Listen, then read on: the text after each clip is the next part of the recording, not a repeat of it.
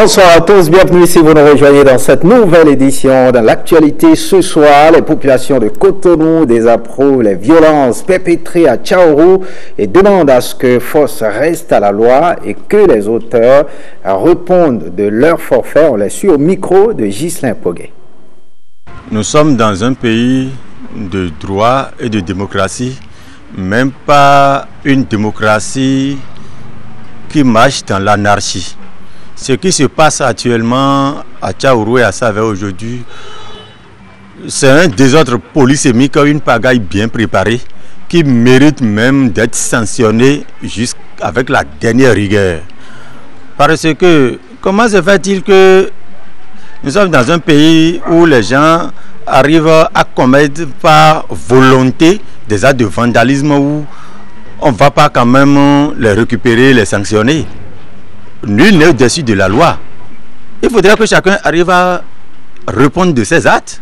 Bien vrai que la liberté d'expression est accordée, mais si tu arrives à commettre un acte, ou bien si tu arrives quand même à ne pas mesurer la lucidité de tes paroles au tribunal de la raison avant de les faire sortir, tu dois assumer aussi la responsabilité. Ils avaient commis des actes de vandalisme lors des élections législatives du 28 avril passé.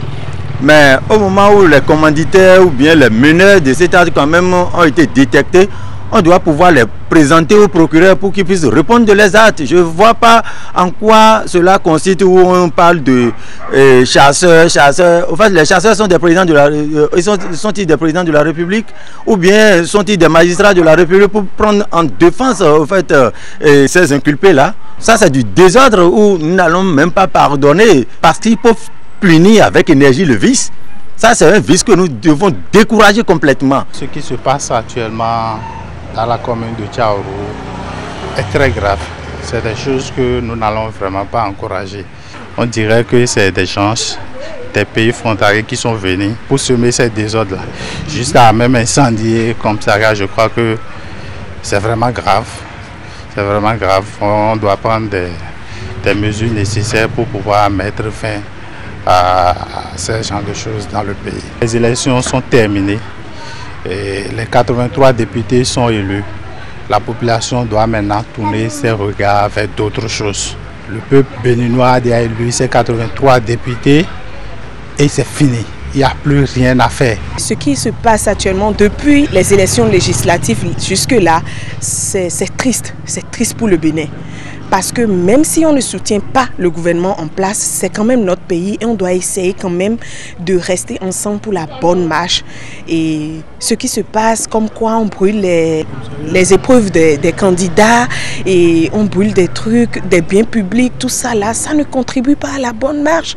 Je ne suis pas d'accord, mais c'est pas bien. Il faudrait quand même qu'il revoie la façon de faire. C'est pas comme ça qu'on se plaint de quelque chose. Quand on n'est pas d'accord, c'est pas la manière. C'est pas de cette façon qu'on montre son mécontentement. C'est pas par la violence, pas du tout. La violence ne règle rien du tout. Sincèrement, c'est triste ce qui se passe parce que ce qui est détruit ne peut être en même temps réglé de cette façon. Il y a des choses qui sont détruites et qui vont prendre du temps pour être réglées. Il y a des améliorations, c'est pas tout qui est mauvais dans ce que le gouvernement en place fait.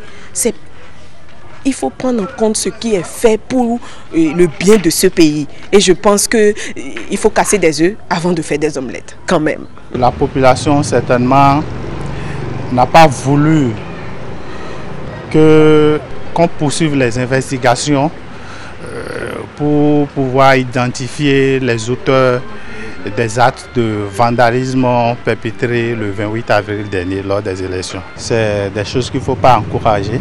Nous ne sommes pas dans la cour du roi, plutôt où on va tout laisser aller. Il n'y a pas de laisser aller. Ça dit désordre politique. Donc ça dit que le pays appartient seulement aux habitants de Savè ou bien aux habitants de Tchaourou. Ce sont que des groupuscules qui se manifestent.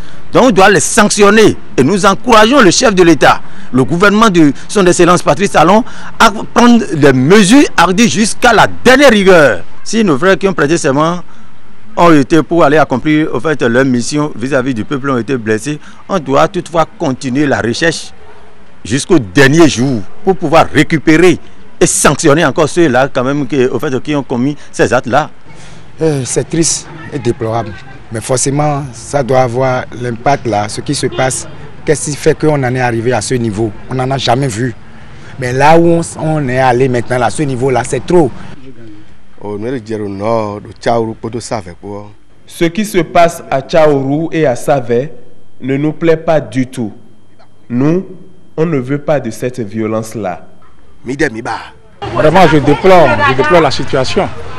Autant puisque depuis des années, on disait de notre pays que c'est un pays de paix. Et il faut effectivement le montrer. Parce que tout juste après les élections, ou bien pendant les élections, il y a eu des affrontements. Ce qui n'honore pas notre pays. Et j'aurais appris effectivement qu'ils ont saccagé beaucoup de choses. Pour notre pays, ce n'est pas bon. Parlons à présent du vote des professionnels des médias en off. Les professionnels des médias qui étaient aux urnes ce jour pour désigner leurs représentants à la HAC 6e mandature. Ils ont voté dans 3 catégories, à savoir l'audiovisuel, la presse écrite et la catégorie des techniciens. Globalement, les opérations de vote se sont déroulées sans incident sur toute l'étendue du territoire national. On en saura plus sur les 3 conseils élus dans les heures à venir. Direction le Parlement où l'ambassadrice de la République du Cuba a été reçue donc en audience par le président de l'Assemblée nationale. Il était question entre les 2 personnalités d'échanger sur les relations entre les 2 États. Suivez ici l'intervention de l'ambassadrice à sa sortie d'audience. Ça va bien. Avec le président de l'Assemblée nationale, Luis Blavonou, c'est suite une réunion très cordiale, très amicable et très positive. Nous partageons, nous échangeons sur les défis de nos parlements et le travail de commission permanente. Et je remercie le président pour recevoir moi. Je remercie le président de notre présence ici. Et pour nous, c'est très important la relation entre nos parlements. Et on parle de la violence de la grossesse en milieu, la lutte contre la grossesse en milieu scolaire. 3 communes de Koufou en passe de connaître 0 grossesse en milieu scolaire et dans les centres de formation professionnelle. C'est une prouesse de Grazid ONG à travers un projet financé par l'ambassade des Pays-Bas et le gouvernement canadien. Les meilleurs clubs scolaires issus des compétitions organisées à cet effet ont été récompensés à la faveur d'une cérémonie doublée donc de caravanes à travers la ville de Djakotome, Firmin Bassao et Michael Noati. Une déferlante orange dans les rues de Djakotome pour marquer la phase finale des compétitions annuelles entre les clubs scolaires et extrascolaires des jeunes. Un projet porté par Grazid ONG et qui vise à éveiller la conscience des apprenants des collèges et des centres de formation professionnelle sur la sexualité. Le projet de promotion de la santé des droits sexuels reproductifs, un projet mis en œuvre par l'ONG Grazid dans la zone sanitaire Aplahwe, Dogbo, Djakotome, est un projet du consortium des organisations à savoir l'ABMS-PSI, l'ABPF et CARE International pour adresser les questions de santé sexuelle au niveau des adolescents et jeunes dans l'ensemble du pays et précisément au niveau de 12 zones sanitaires. Démarré en septembre 2018 dans la zone sanitaire à Plahoué, Dogo, Djakotome, les activités de Grazid ONG ont permis d'impacter de milliers d'apprenants qui pourront servir de relais au sein de leurs communautés respectives. Le phénomène de grossesse précoce en milieu scolaire et dans les centres de formation professionnelle à la peau dure et mérite bien une attention particulière. 1122 cas de grossesse pour le compte de l'année scolaire 2018-2019 au sein de nos lycées et collèges du Bénin. Parmi les auteurs, 7 enseignants, 185 élèves et 980 artisans. Nous avons voulu avoir 0 grossesse en milieu scolaire, mais les statistiques nous poignardent dans le dos. Parce que simplement, nos enfants, oui, nos enfants, filles, nos garçons les artisans, les professeurs et même les opérateurs économiques n'ont pas accompagné le mouvement. Et nous disons, ces filles qui sont dans le cadre scolaire et dans les milieux d'apprentissage sont comparables à des fruits non mûrs. C'est des mangues non mûres. Si vous les prenez, vous aurez des ulcérations dans votre bouche. Au départ, 19 clubs ont été sélectionnés dans les 3 communes d'Aplahoui, Dobo et Djakotome. Mais à l'arrivée, 9 ont été retenus pour la présente phase finale. Après la délibération du jury, chacun des clubs finalistes repart avec son prix. Autre lutte dans cette édition, sensibiliser la population sur la maltraitance des personnes âgées et développer les approches de prévention et de protection adéquates pour promouvoir une société inclusive et sans violence pour tous les âges. C'est le contenu du message de la ministre des Affaires sociales à l'endroit des Béninois à l'occasion de la 8e journée de lutte contre la maltraitance des personnes âgées. Au micro de Innocentia Aladagwe et Monique Toron, Bintou Adam Chabi revient sur les statistiques, on la suit. Selon l'INSAE, notre pays connaît une progression de la population vieillissante, dont l'effectif en 2019 est estimé à 691 183 personnes âgées, soit 5,5% de la population totale, dont 338 679 hommes et 352 503 femmes. Cette évolution intervient à une époque où les structures familiales traditionnelles se dégradent. Les valeurs morales sont en perdition. L'autonomie de l'individu prend de l'importance. Les coûts des soins de santé augmentent considérablement et les valeurs de solidarité se raréfient dans la conscience des peuples et des jeunes générations. La maltraitance constitue un problème de violence familiale, une question intergénérationnelle, ainsi qu'un problème de santé, de justice et de respect des droits de l'homme et de dignité. Les actes de maltraitance des personnes âgées peuvent être des violences physiques, des violences médicamenteuses, des violences financières, des négligences actives ou passives, des violations des droits civiques, des violences morales et psychologiques. Le vieillissement est incontournable. C'est une affaire de tous, car les jeunes d'aujourd'hui sont les personnes âgées de demain. C'est pourquoi il est urgent pour chacun de créer des conditions nécessaires afin que véritablement le vieillissement rime avec le plein épanouissement. Disons non à la maltraitance des personnes âgées au Bénin. Parlons des préparatifs du baccalauréat, le baccalauréat qui démarre le 19 juin 2019. À quelques jours de la composition, les élèves continuent de mettre à jour leurs connaissances sous le contrôle des enseignants. Le directeur départemental des enseignements secondaires, techniques et de la formation professionnelle, Donga, se dit prêt. Il fait le point des préparatifs au micro de Enoch Onkwati et Varizoman. Tout est fin prêt pour le démarrage. L'office du bac, en synergie avec la direction départementale, a mis déjà en place la logistique et a préparé tous les examinateurs, le personnel examinateur. Notre chance pour le compte donc de l'année scolaire 2018-2019, c'est que l'année scolaire s'est déroulée normalement. Il n'y a pas eu donc de perturbation. De ce fait, les programmes ont été achevés à 100%. En termes d'effectifs, la Donga, pour le compte donc de cette année, a enregistré au total 2666 candidats.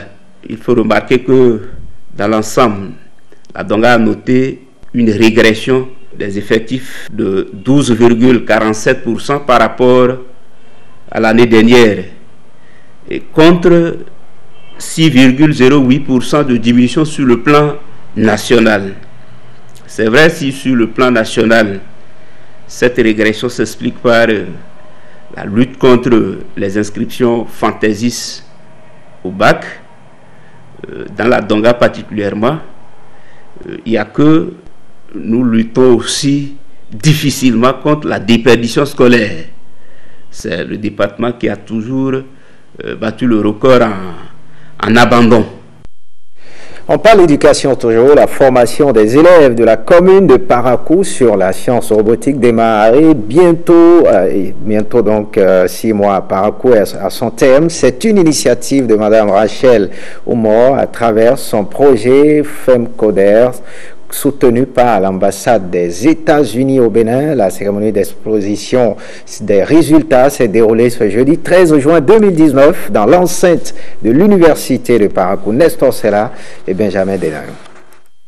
Après 6 mois de formation, les élèves de 7 collèges de la commune de Parakou, sélectionnés et formés sur la fabrication des robots et leur programmation, présentent aux formateurs et aux responsables des collèges ciblés les résultats de leurs travaux. La science des robots pour le développement voulu par le gouvernement de la rupture se concrétise au Bénin. Le robotique de nos jours va devenir très important dans le domaine du numérique.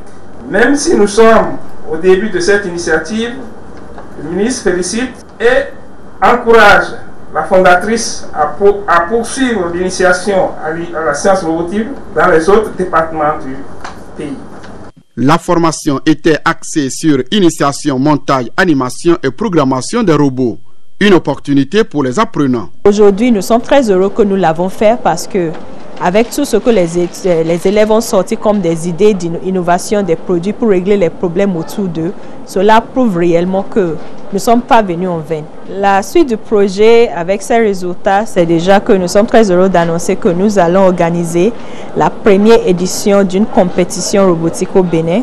Maintenant, la deuxième phase aussi de notre travail, c'est que puisque dans chaque école que nous avons eu à faire la formation, nous avons distribué gratuitement des kits robotiques valant 250 000 francs CFA.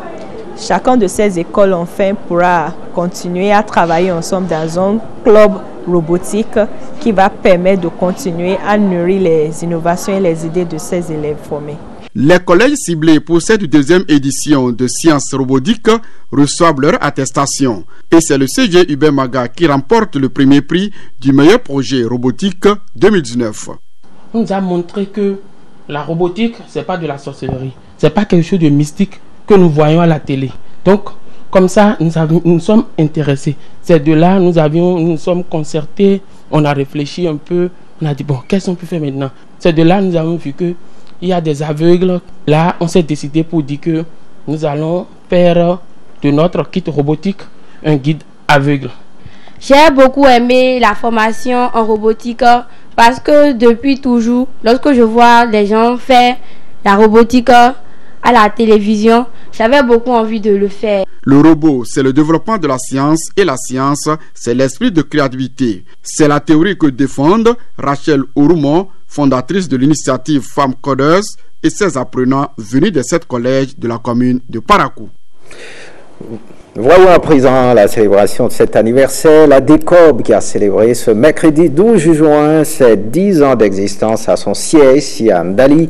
Au nom des manifestations ayant marqué cette fête, il y a l'organisation d'une foire d'information sur les 10 ans d'activité de l'association pour le développement des communes du Borgou, la distinction de 2 acteurs influents dans la vie de l'association, sans oublier à Kossia l'inauguration de la piste intercommunale de Bembereke Snandé. Ronald Robinson nous en dit plus. Une délégation d'officiels de l'Association pour le développement des communes du Borgou est allée à Sinandé constater l'achèvement des travaux d'aménagement réalisés sur la piste Bembereke-Sinandé. Une piste longue d'une 40aine de kilomètres et dont les travaux ont été lancés en novembre 2018. Cette réalisation a coûté plus de 102 millions de francs CFA grâce au financement à hauteur de 69% de la coopération suisse et le reste provenant des communes bénéficiaires. Je tiens à rappeler aux usagers et aux autorités locales la nécessité d'accorder une importance particulière à l'entretien et à la maintenance de cet ouvrage pour qu'il puisse continuer à servir non seulement vos enfants, mais également vos petits-enfants et les générations futures. Ce tronçon, il y a environ 1 an, je suis passé dessus. Ce n'est pas ce que j'ai vu aujourd'hui. C'est très beau. Nous devons remercier donc la coopération suisse pour les efforts qu'ils font pour nous accompagner. De Sinandé, les acteurs du développement de l'intercommunalité du Borgou sont retournés au siège de l'ADECOB à Ndali pour la fête proprement dite. Un marché d'information sur les 10 années de vie de l'association s'offre aux invités. Les partenaires de l'ADECOB ont témoigné du respect mutuel, l'équité et la bonne gouvernance, des valeurs qui font sa force. La longévité de l'ADECOB et sa capacité à surmonter les épreuves du temps n'aurait été possible sans la réputation de sérieux et de professionnalisme qu'elle a su progressivement bâtir. Si l'on ne devait retenir qu'un résultat marquant, c'est la faculté qu'a eu l'ADECOB à créer une véritable dynamique de développement dans le Borgou, en parvenant à fédérer tous les acteurs clés au sein d'un même creuset. La gestion décentralisée de l'alphabétisation. Et c'est un programme qui accompagne les communes dans la maîtrise d'ouvrage. Grâce à ADECOB, toutes les communes du Borgou ont aujourd'hui mobilisé leurs contributions et participent à la mise en œuvre du projet. En 10 ans, l'ADECOB a su adapter ses options stratégiques en fonction de l'évolution des enjeux du développement. Les efforts de cotisation des membres sont éloquents. Au départ, en 2008, nous étions à 600 000 par an, par commune. Il fallait qu'on nous revoie. C'est ainsi que nous avons mis les communes en 3 lots. Il y a un premier lot, c'est la commune de Parakou, 14 millions. Deuxième lot, il y a un certain nombre de communes, 8,5 millions, et les autres communes, comme Perere, comme Sinandé, on les a mis à 8 millions. Ça a permis d'attirer les partenaires techniques. Et ça a permis également de prendre en charge au moins le fonctionnement de notre association. Nous avons aujourd'hui un personnel de plus de 14 personnes, et nous avons un local, et tout cela marche. Et c'est ça qui nous a permis d'avoir quand même le fondement, la base même des actions que nous avons menées. Là où nous avons encore beaucoup à faire, c'est par rapport à l'éducation, faire en sorte pour que nous puissions bénéficier des montagnes de projets. La seule chose que je vais souhaiter, c'est qu'il faut que l'État essaye d'appuyer financièrement ces associations départementales et interdépartementales. Le président de la République est prêt à améliorer la dotation des ressources aux communes à condition que celles-ci améliorent leur gestion et leur capacité à consommer à temps les ressources du FADEC. La distinction de 2 acteurs influents de l'Association pour le développement des communes du Borgou a mis un terme à cette célébration des 10 ans de l'ADECOB. Le Conseil de l'alimentation et de nutrition a installé officiellement les membres du cadre départemental de sécurité alimentaire et de nutrition de l'Atakora. Leur mission, trouver des voies et moyens pour repousser loin du département l'éternelle question de l'insécurité alimentaire et de la nutrition. La cérémonie s'est déroulée ce jeudi dans la salle de conférence de la préfecture. Plus de précisions avec Enoch Konkwati et Eva Rizoma. Les différents indicateurs de sécurité alimentaire et de nutrition dans le département de l'Atakora sont alarmants. L'analyse globale de vulnérabilité et de la sécurité alimentaire 2017 révèle en effet que le département de l'Atakora est le plus affecté par l'insécurité alimentaire au Bénin, soit 23,6% des ménages contre 9,6% au niveau national. De même, sur le plan nutritionnel, le DS5 2017-2018 montre que 36,4% des enfants de moins de 5 ans du département souffrent de retard de croissance contre 32,2% au niveau national. D'où l'installation par le CAN, le Conseil de l'alimentation et de la nutrition, du cadre départemental de sécurité alimentaire et de nutrition de l'Atakora. Son objectif, contribuer à la synergie des interventions. Nous pouvons avoir la certitude que sous le leadership de Madame le Préfet et le cadre départemental de concertation pour la SAN de l'Atakora installé ce jour fera briller notre pays sur le terrain de la nutrition et servira de modèle pour les autres départements. La mise en place du cadre départemental de la sécurité alimentaire et de nutrition de l'Atakora est une première dans les 12 départements que compte le Bénin. C'est l'aboutissement de tout un travail de plusieurs années comme ça a été présenté en salle, depuis 2017, il y a eu des engagements avec PROSA, avec le CAN pour mettre en place ce cadre. Donc il faut espérer maintenant que ça va réellement fonctionner, ça va faciliter la synergie entre les partenaires qui existent déjà dans la TACORA, c'est déjà une bonne chose, mais qu'elle va être encore plus active et beaucoup plus opérationnelle en termes de changement au niveau des populations. À peine installés, les membres ont procédé à l'ouverture de la première session ordinaire de ce cadre. Je voudrais renouveler ici l'engagement de la préfecture à accompagner les différentes actions et à assurer une bonne supervision afin que chaque acteur puisse jouer son rôle comme cela se doit. Ce cadre est présidé par le préfet du département de la TACORA. Il va se réunir tous les 6 mois. Et puis les praticiens de la pharmacopée et de la médecine traditionnelle sont à l'honneur ce 12 juin 2019, la 18e édition de la journée qui leur est consacrée, leur recommande l'unité et le contrôle effectif de la qualité de leurs produits. La célébration a eu lieu au ministère de la Santé. William Tchoki. Il y a Mayati, c'est un produit qui traite des défections, qui corrige et le paludisme. Un praticien de la médecine traditionnelle en pleine présentation de son produit. Nous avons massifié pour les régler par le paludisme. En face, le ministre de la Santé. Il est très attentif, admiratif et curieux aussi. C'est une mini-foire pour ces hommes connaisseurs des vertus des plantes, une mini-foire organisée dans le cadre de la célébration de la Journée nationale de la pharmacopée et de la médecine traditionnelle. Nous en sommes cette année à la 18e édition. C'est le moment plus que jamais d'œuvrer pour la réconciliation de la médecine traditionnelle avec elle-même. C'est le moment de voir tous les praticiens de la médecine traditionnelle parler d'une et une seule voix afin d'aider à l'atteinte de l'objectif commun qu'est l'essor de ce sous-secteur de la santé. Les médicaments issus de la médecine traditionnelle utilisés par près de 80% de la population béninoise. Un état des lieux qui recommande une complémentarité avec la médecine moderne, seul gage pour optimiser son apport. Il faut soumettre les médicaments traditionnels aux procédures réglementaires prescrites pour leur donner une valeur ajoutée, sécuriser les utilisateurs et rassurer les pouvoirs publics. C'est donc le moment, dira le ministre de la Santé, pour se coller au thème. C'est le moment. Le moment d'internaliser les techniques. Cette médecine ne doit plus travailler en vase clos. La célébration de cette 18e édition devra permettre d'optimiser l'apport potentiel de la médecine traditionnelle à répondre à l'ampleur des besoins en matière de soins et de prévention sanitaire au Bénin. La médecine traditionnelle au service des populations, c'est un souhait partagé par tous. Mais cette médecine doit se conformer à certaines exigences, le contrôle de la qualité. Faites ce journal, merci de l'avoir suivi. Retrouvez Jérôme Mongbois à 23h30 pour l'édition du soir. Bonne suite des programmes sur l'ORTB. Passe en vous.